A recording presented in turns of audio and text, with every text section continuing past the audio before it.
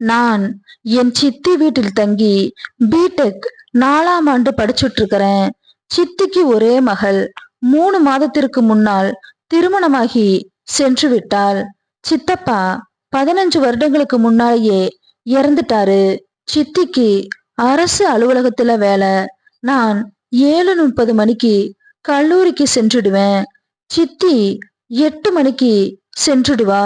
மாலை 6 மணிக்கு வந்து அவரவர் வேலையை பார்ப்போம். அதனால காலை 4:30 மணிக்கு எழுந்து வாக்கிங் போவா. நான் தான் காலையில 4:30 மணிக்கு அலாரம் வச்சு எழுந்து சித்தியை எழுப்பி விடுவேன்.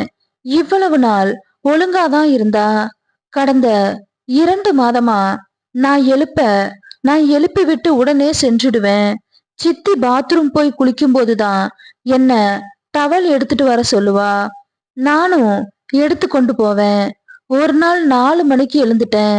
சித்தியோட ரூமிற்கு சென்று கம்ப்யூட்டர்ல பார்த்துட்டு இருந்தேன். கம்ப்யூட்டர் பீருவா சந்துல இருக்கும். எனவே நான் இருப்பது சித்திக்கு தெரியாது.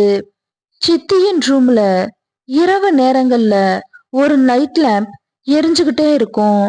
4:25க்கு சித்தியின் செல்லுல அலாரம் அடிச்சுது.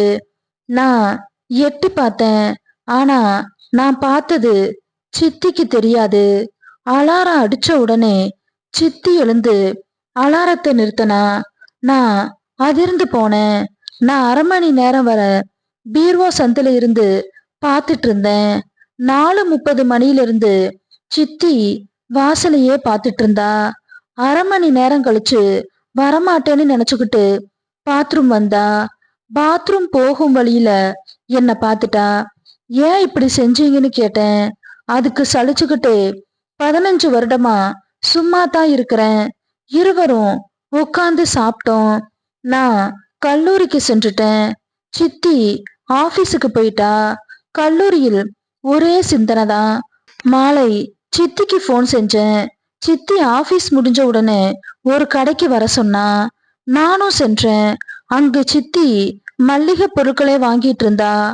கொஞ்ச நேரம் இருவரும் பேசிட்டு இருந்தோம்.